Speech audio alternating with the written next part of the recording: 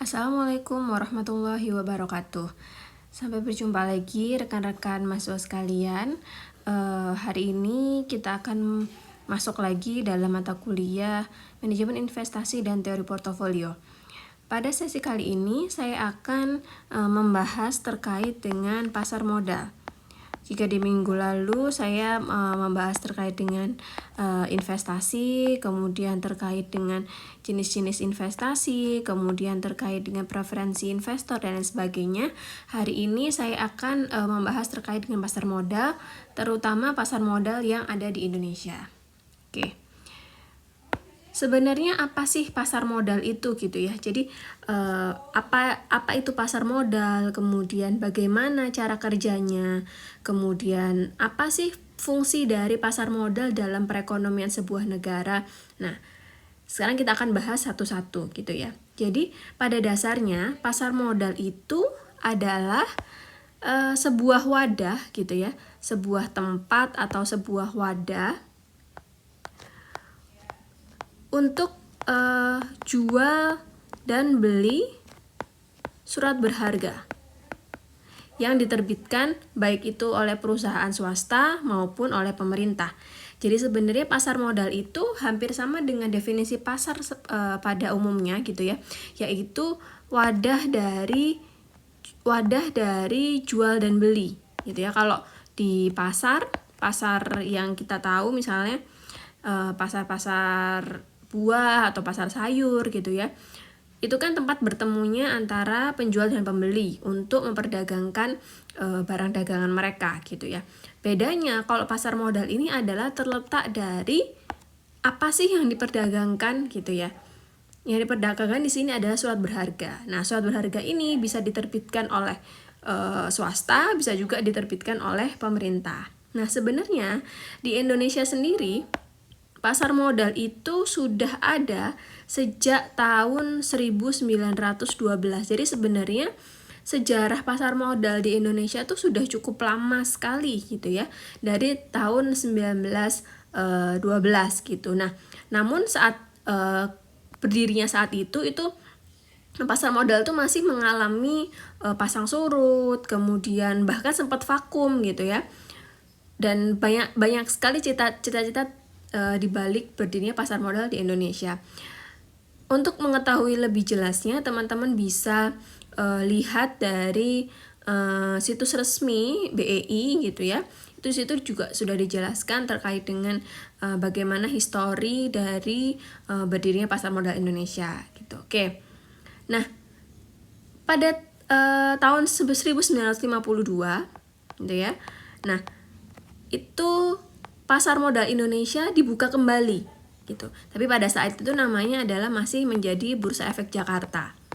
Gitu. Dibuka kembali oleh Presiden Soekarno gitu ya, dengan operasional bursa bernama Perserikatan Perdagangan Uang, Perserikatan Perdagangan Uang dan Efek gitu. Nah, pada tanggal 3 Juni tadi gitu ya, ini tanggal 3 Juni pada saat dibuka kembali ini. Nah, pada saat inilah sekarang itu ditetapkan sebagai Hari Pasar Modal Indonesia. Jadi pada saat dibuka kembali sama Presiden Soekarno itu menjadi apa istilahnya brand new gitu ya untuk pasar modal Indonesia, dan kemudian ini diperingati sebagai Hari Pasar Modal Indonesia sampai saat ini. Jadi kalau ditanya kapan sih Hari Pasar Modal Indonesia gitu ya, itu terletak pada tanggal 3 Juni gitu. Oke. Nah, saat ini BEI gitu ya atau Bursa Efek Indonesia itu mengalami kemajuan yang cukup pesat gitu. Dalam hal apa saja gitu ya kemajuan yang dimiliki oleh BEI gitu ya. Dalam hal regulasi, kemudian dalam hal instrumen-instrumen yang diperdagangkan itu juga semakin lama semakin mengikuti zaman gitu. Kalau dulu mungkin hanya sebatas saham gitu ya, obligasi gitu ya. Sekarang macam-macam instrumen-instrumen yang diperdagangkan di dalam pasar modal seperti itu. Nah, sekarang kita beralih, apa sih sebenarnya pasar modal gitu ya. Kalau tadi secara singkat disebutkan bahwa pasar modal adalah merupakan wadah jual dan beli dari surat berharga gitu. Nah, tapi kalau kita lihat berdasarkan undang-undang, jadi pasar modal ini sebenarnya juga ada undang-undangnya gitu ya. Undang-undang pasar modal nomor 8 tahun 95 tentang pasar modal. Di situ didefinisikan pasar modal itu sebagai kegiatan ya, sebuah kegiatan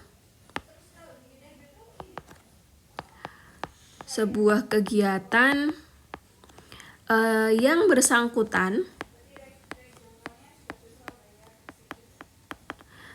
dengan penawaran umum dan perdagangan efek.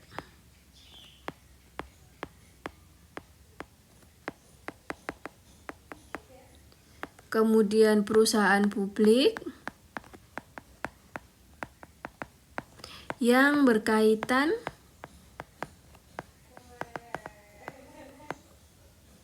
dengan efek yang diterbitkannya.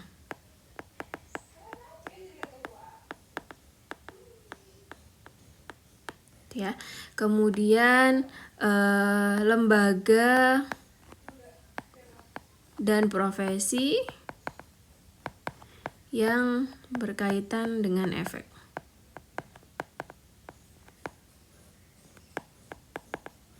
Oke.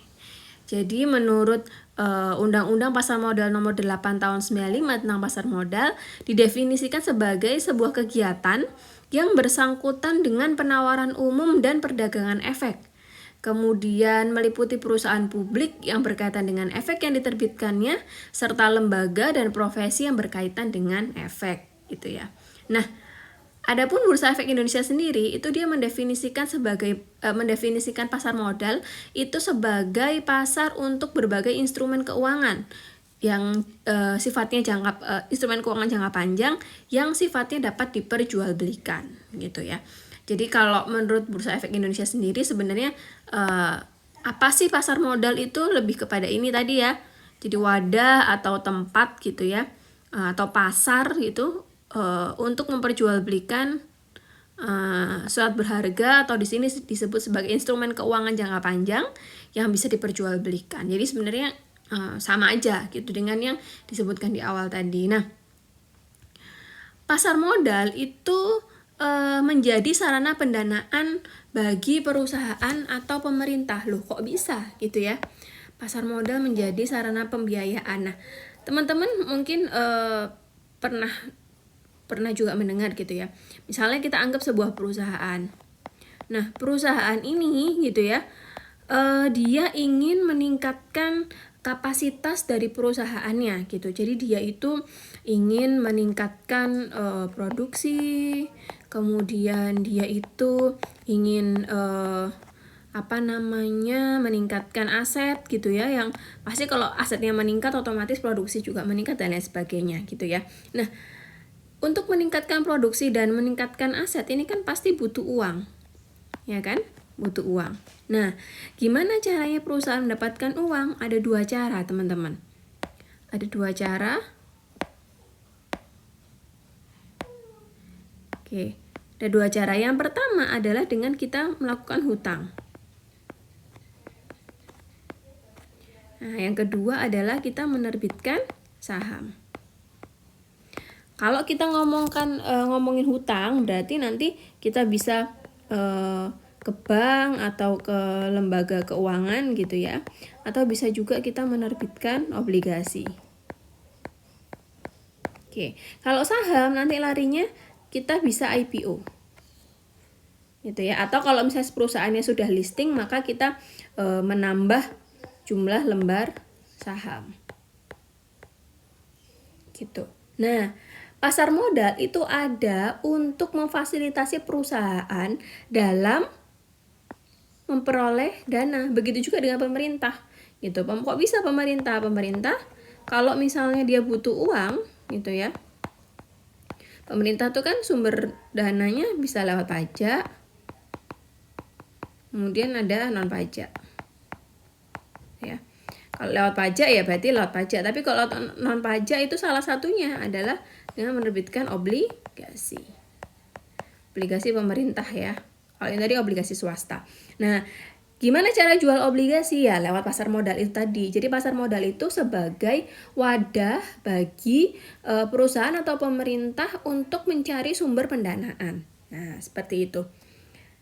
Jadi makanya kenapa pasar modal itu di sini didefinisikan sebagai wadah jual beli surat berharga. Jadi tidak disebutkan hanya untuk satu elemen atau hanya untuk satu instrumen saja, gitu ya. Jadi macam-macam instrumen yang diperjualbelikan di dalam pasar modal itu banyak sekali gitu. Jadi nggak cuma saham gitu. Kayak tadi saya sebutkan ada obligasi gitu ya. Kemudian nanti kita akan belajar apa-apa saja sih gitu sebenarnya yang bisa dijual di dalam pasar modal gitu. Oke. Nah, di sisi lain kalau tadi kan dari sisi perusahaan atau pemerintah yang butuh uang gitu ya. Di sisi lain masyarakat gitu ya. Itu menjadikan pasar modal sebagai apa? Sebagai tempat untuk melakukan investasi. Gimana cara dia melakukan investasi? Dengan membeli instrumen keuangan tadi. Gitu. Nah, instrumen keuangan tadi contohnya apa? Ya tadi seperti saham, kemudian seperti obligasi gitu ya. Nah, gitu. Jadi sebenarnya pasar modal itu juga memiliki benefit dari kedua belah pihak, baik itu dari sisi perusahaan atau pemerintah dan juga dari sisi masyarakat gitu ya. Oke. Nah, instrumen keuangan atau investasi yang dilakukan oleh masyarakat gitu ya. Itu bisa meliputi saham, kemudian bisa meliputi obligasi dan juga instrumen lainnya. Oke. Nah, kenapa sih kok disebut sebagai investasi gitu ya?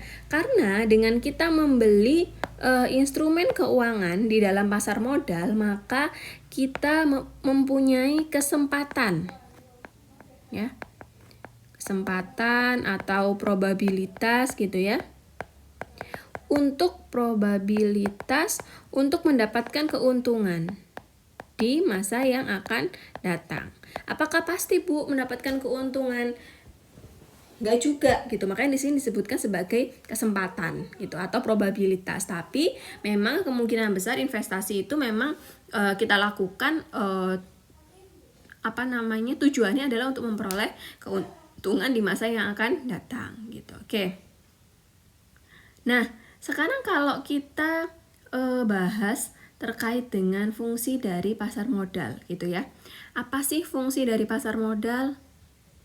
Nah, kalau kita lihat di websitenya OJK gitu ya, di situ disebutkan terkait dengan fungsi pasar modal. Yang pertama, fungsi pasar modal adalah terkait dengan fungsi ekonomi. Yang kedua adalah fungsi keuangan.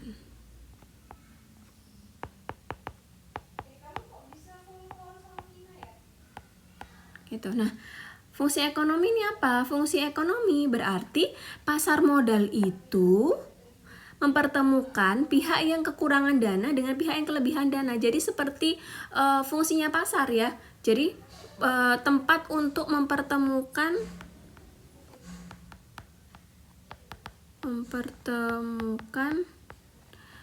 pihak kekurangan dana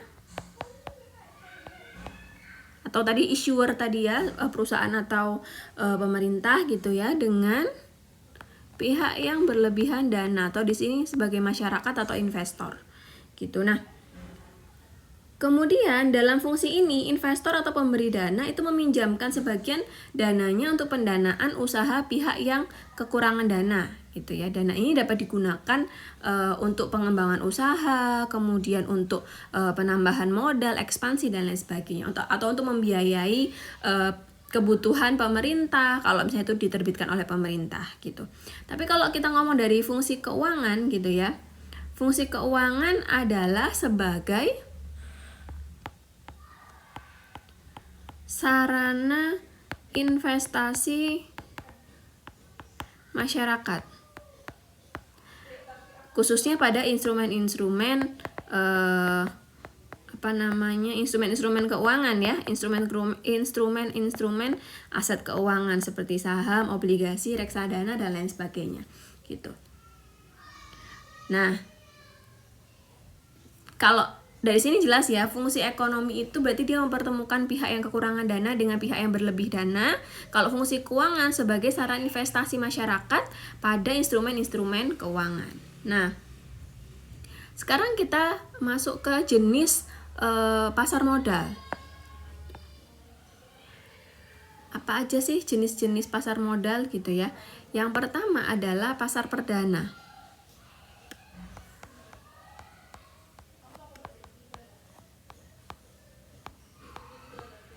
Kemudian yang kedua adalah pasar sekunder.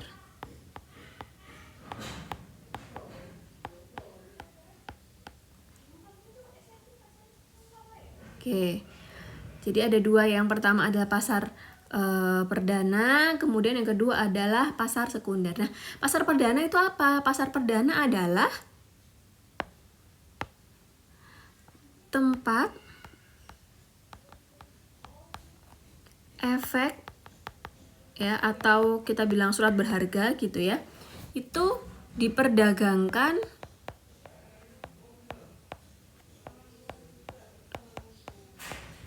untuk pertama kalinya. Atau kalau teman-teman pernah dengar istilah IPO gitu ya, penawaran umum perdana, nah itu tempatnya adalah di pasar perdana gitu. Jadi dengan kata lain, investor atau masyarakat tadi ketika dia membeli efek atau membeli surat berharga itu atau saham gitu ya, itu dilakukan sebelum penawaran umum perdana atau IPO gitu. Oke. Jadi ketika IPO gitu ya, nah itu adalah tempat pasar perdana. Oke. Nah, jumlah saham ditawarkan pada pasar perdana itu biasanya jumlahnya terbatas gitu, sehingga belum tentu setiap investor itu bisa membeli sesuai jumlah yang diharapkan gitu. Contohnya misalnya perusahaan X itu menawarkan 100 juta saham gitu ya, 100 juta lembar saham untuk diperdagangkan pada saat untuk di IPO kan gitu. Nah, namun permintaan pembelian saham gitu ya, demand-nya itu sampai 150 juta gitu. Nah, kalau seperti ini maka disebut sebagai oversubscribe. Jadi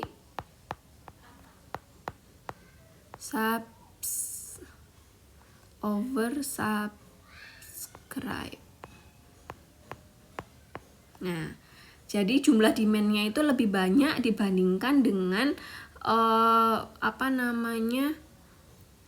demand-nya lebih banyak dibandingkan dengan jumlah saham yang ditawarkan gitu, sehingga nanti investor itu akan mendapatkan jumlah yang lebih sedikit gitu. Kalau misalnya kan otomatis seperti itu. Jadi misalnya tadinya saya pesennya itu misalnya saya mau beli 10 lot gitu ya.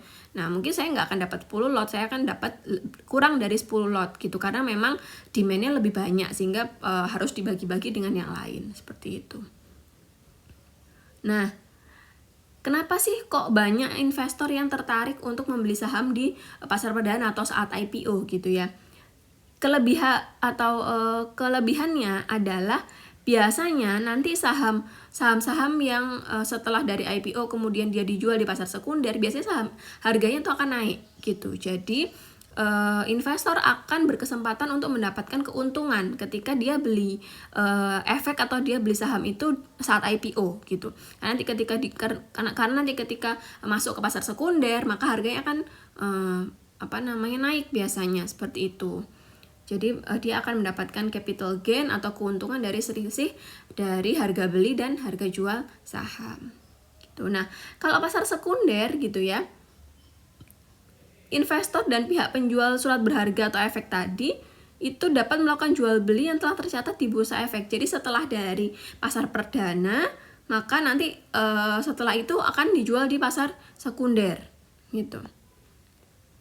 Nah, yang membedakan antara pasar perdana dan pasar sekunder adalah kalau pasar perdana itu proses jual belinya itu terjadi antara investor langsung dengan perusahaan yang IPO tadi gitu. Sementara kalau di pasar sekunder, karena tadi ini posisi sahamnya kan sudah jatuh di investor gitu ya, sehingga kalau di sini proses jual belinya itu ya dari investor ke investor gitu. Jadi istilahnya udah masuk tangan kedua. Kalau yang pasar perdana itu masuk tangan pertama, jadi kita beli itu langsung dari perusahaan. Tapi kalau pasar sekunder, nanti kita belinya langsung dari investor yang tadinya sudah punya saham tersebut gitu. Oke. Kemudian di pasar sekunder gitu ya, harga sahamnya itu bersifat fluktuatif gitu. Bersifat fluktuatif. Kenapa kok bersifat fluktuatif? Karena dia menganut sistem supply dan demand gitu. Jadi semakin banyak permintaan gitu ya atas saham tersebut, maka harga sahamnya juga akan naik. Ini intinya sama dengan kalau kita harga sebuah barang gitu ya. Kalau misalnya cabai gitu, kenapa sih cabai kok bisa naik? Ya karena memang barangnya itu langka atau barangnya nggak ada gitu, sehingga memang harganya menjadi naik. Sama dengan ini gitu. Jadi ketika memang supply-nya itu sedikit gitu ya, maka sedangkan demand-nya banyak, maka harga akan naik gitu. Begitu juga kebalikannya, supply-nya banyak tapi demand-nya dikit gitu, maka harganya akan turun. Nah, itu yang menyebabkan fluktuatif di pasar sekunder.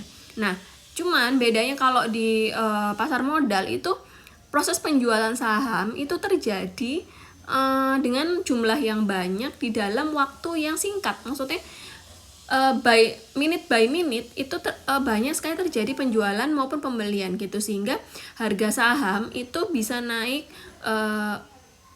bisa turun dalam waktu yang singkat gitu.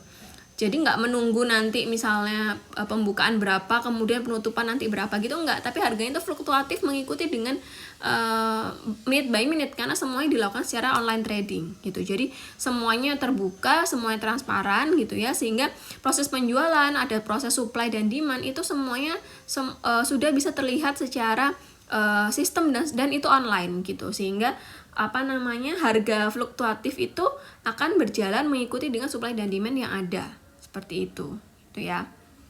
Oke. Nah, kalau di pasar modal, apa sih instrumen-instrumen yang diperdagangkan gitu ya? Instrumen-instrumen yang diperdagangkan di dalam pasar modal gitu. Kalau dari tadi saya sebutkan kan ada saham, ini mungkin teman-teman juga sudah tahu ya.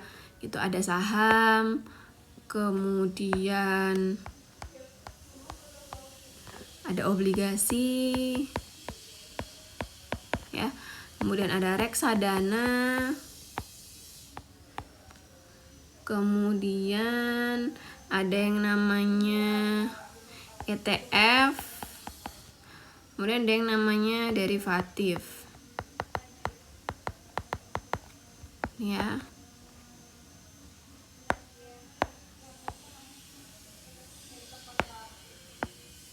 Reksadana, kemudian ini ETF, kemudian ini namanya derivatif. Nah, ini instrumen-instrumen yang diperdagangkan di dalam pasar modal. Kalau saham itu apa? Saham itu ya berarti bukti penyertaan modal seseorang atau pihak lain dalam suatu perusahaan gitu ya. Jadi kalau kita beli saham, itu kita beli yang namanya kepemilikan gitu. Nah, dalam neraca juga tahu ya teman-teman, saham itu maksudnya di ekuitas. Ekuitas itu apa? Ekuitas itu masuknya modal atau equity. Berarti kalau gitu ekuitas masuknya, maka itu masuknya ke dalam kepemilikan kita. Tuh, nah, sehingga kalau misalnya kita itu berinvestasi pada sebuah emiten atau pada sebuah saham perusahaan gitu ya, maka kita itu memiliki klaim gitu ya atas pendapatan perusahaan, kemudian atas aset perusahaan, kemudian kita juga berhak hadir di dalam RUPS gitu ya. Jadi sebenarnya kita punya hak untuk bisa hadir di RUPS, karena memang kita sebagai investor atau sebagai yang memiliki saham dalam perusahaan tersebut gitu ya. Nah, memiliki kan bisa dikit bisa banyak gitu ya, itu tergantung dengan kepemilikannya seperti itu. Kemudian kalau obligasi apa sih obligasi? Itu obligasi adalah surat hutang. Bedanya kalau utang itu telah disebutkan hutang bisa kita ajukan kepada bank atau bisa kita ajukan kepada lembaga keuangan lainnya gitu ya. Kalau obligasi itu surat hutang yang diterbitkan oleh perusahaan atau pemerintah gitu ya. Jadi perusahaan atau pemerintah itu mau berhutang gitu. Dan itu diperjualbelikan kepada masyarakat seperti itu. Nah, surat obligasi itu juga bisa disebut sebagai surat utang jangka menengah atau jangka panjang yang dapat dipindah tangankan gitu. Jadi kalau bedanya tadi kalau di bank ya di bank aja, tapi kalau obligasi itu bisa diperjualbelikan. Jadi misalnya kayak kita punya ORI gitu ya, obligasi retail Indonesia. Ini bisa diperjualbelikan gitu. Bisa dipindah tangankan, misalnya ini yang beli A, nanti A ini misalnya mau jual nih orinya kepada B, itu bisa seperti itu. Tapi kalau kita utangnya ke bank kan nggak bisa ya, ke bank aja seperti itu. Nah, oleh karena itu kalau kita ngomongin surat utang maka harus berhubungan dengan yang namanya maturity. Maturity itu jangka waktu gitu ya, atau berapa sih harus berapa lama nih utangnya akan dilunasi, itu masih maturity. Kemudian ada juga yang namanya kupon ya. Kupon itu atau kita sebut sebagai bunga. Kalau di bank itu namanya bunga, tapi kalau di pasar tapi kalau di obligasi itu kita sebutnya sebagai kupon gitu. Jadi diberikan berapa kuponnya, apakah misalnya 5% per tahun gitu ya, atau 6% per tahun. Nah, dan lain sebagainya, itu tergantung dengan jenis obligasinya gitu. Kemudian obligasi itu bisa diterbitkan oleh pemerintah ya. Kemudian bisa juga diterbitkan oleh swasta. Tuh. Oke, kemudian reksadana sekarang. Nah, reksadana itu adalah wadah dana masyarakat yang memiliki modal untuk diinvestasikan dalam portofolio efek oleh manajer investasi. Oke, jadi secara singkat ya, apa sih bedanya reksadana dan saham dan obligasi gitu ya?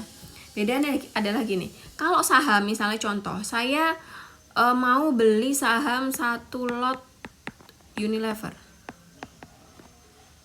gitu ya, anggap saja let's say Unilever itu 6.000, berarti 1 lotnya 600.000. 6.000 berarti 1 lotnya 6.000 kali 100 600.000, benar itu ya, anggap aja seperti itu. Kemudian saya beli lagi 1 lot BCA gitu ya, anggap aja 15.000, berarti 1.500.000. Berarti kita punya saham itu individu-individu ini gitu ya. Nah, kalau reksadana itu digambarkan sebagai sebuah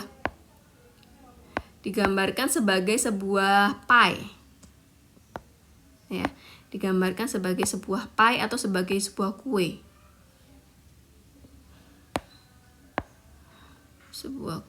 Ini ungu deh. Nah, buah kue. Nah, di dalam kue ini gitu ya, itu ada macam-macam isinya. Contoh kalau misalnya reksadana saham, di sini ada Unilever gitu ya, ada BCA, ada Mandiri, ada BNI, ada Astra, kemudian ada Antam, kemudian ada Telkom misalnya. Tuh, nah, kalau kita sebagai individu pribadi membeli semua ini sendiri-sendiri dengan lot yang cukup besar, maka membutuhkan uang yang banyak. Ya, anggap aja inilah tadi 1 lot Unilever sama 1 lot BCA aja totalnya udah 2.100.000. Kan lumayan ya, gitu. Ini baru 1 lot. Apalagi tadi kan jumlah jenis sahamnya banyak dan mungkin lotnya juga banyak juga gitu. Nah, dalam perkumpulan saham-saham ini tadi yang banyak tadi itu kita bisa beli sepersekiannya. Jadi kita bisa cuil sepersekiannya gini ya. Misalnya kita beli 100.000. Nah, maka dari 100.000 ini kita dapat berapa dari kue ini? Nah, dapat sekian. Terus kemudian aku mau beli lagi 500.000, berarti dapatnya lebih besar, sekian. Nah, 500.000. Gitu. Jadi kita bisa beli bagian dari kue tersebut atau bagian dari kumpulan portofolio saham-saham tersebut. Gitu. Itu namanya reksadana. Gitu. Jadi paham ya, kalau saham sendiri kita beli kalau kita investasi langsung ke saham berarti kita investasi secara individu ke saham-saham tersebut. Tapi kalau kita beli reksadana maka kita investasi di kumpulan portofolio saham atau investasi keuangan lainnya. Gitu. Nah, jenis-jenis reksadana itu macam-macam. Ada yang namanya reksadana saham. Itu berarti kuenya ini ya itu terdiri dari saham semuanya. Gitu. Kemudian ada yang namanya reksadana pendapatan tetap. Kemudian ada yang namanya reksadana campuran. Kemudian ada yang namanya reksadana pasar uang. Nah, macam-macam itu jenisnya. Nanti kita akan membahas lebih lanjut di bab reksadana. Jadi intinya pokoknya kalau reksadana itu kumpulan dari portofolio yang berisi aset keuangan, gitu ya. Nah, kalau ETF itu adalah pada dasarnya seperti reksadana gitu ya, yang diperdagangkan seperti saham-saham di bursa efek gitu. Dalam hal pengelolaan dana, ETF itu juga serupa dengan reksadana gitu. Namun dalam hal mekanisme transaksi jual beli, ETF itu serupa dengan saham. Jadi dia itu kayak kayak reksadana gitu. Dia itu bentuknya reksadana. Pengelolaan dana bentuknya kayak reksadana gitu. Jadi kumpulan dari berbagai macam instrumen. Tapi cara jual belinya itu dia kayak saham. Gitu. Sejenis seperti itu. Oke. Kalau derivatif itu adalah derivatif ya. Derivatif adalah sebuah kontrak finansial antara dua pihak atau lebih untuk memenuhi janji dalam jual beli aset atau komoditas gitu ya. Atau mungkin teman-teman dulu pernah dengar ada yang namanya future. Ada yang namanya forward. Nah, ini jenis-jenis instrumen derivatif gitu. Oke, nanti kita akan bahas juga terkait dengan derivatif ini seperti apa dan lain sebagainya gitu ya. Nah, pokoknya sekarang teman-teman tahu dulu apa sih sebenarnya pasar modal itu, kemudian fungsi pasar modal itu seperti apa gitu ya. Kemudian instrumen-instrumen yang dijual di dalam pasar modal itu apa dan lain sebagainya. Seperti itu ya, teman-teman. Oke. Mungkin sampai di sini dulu penjelasan saya terkait dengan pasar modal. Nanti akan saya lanjutkan lagi di pertemuan yang akan datang. Terima kasih atas perhatian teman-teman sekalian. Wassalamualaikum warahmatullahi wabarakatuh.